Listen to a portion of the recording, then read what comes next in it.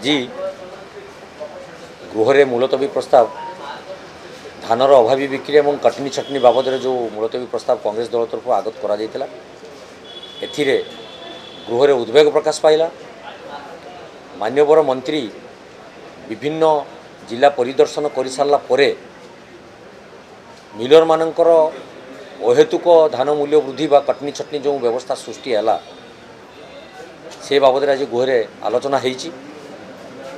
सरकार इनपुट देइचंती 800 टंका सहायक मूल्य 2300 टंका किंतु दुखर कथा जो इनपुट 800 टंका ए डाण हाथ में देले बाम हाथ में कटनी छटनी करके तार दिगुणा पैसा से बाहर करने चलीगले। चाषी मैंने बर्तमान राजा रास्तार असहाय अवस्था एवं ताको कथा शुणापी कई इच्छा प्रकाश करना।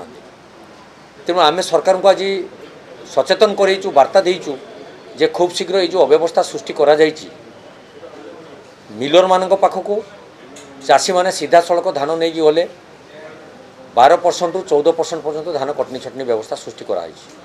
पार्ट्स को गले 8 रु 10% धान कटाकटी चलती। आपण स्वयं सहायता गोष्ठी माध्यम किणवे 12 रु 14% पर्यंत धान कटनी छटनी कर बाबद विभिन्न तथ्य आम गणमाध्यम जाचु।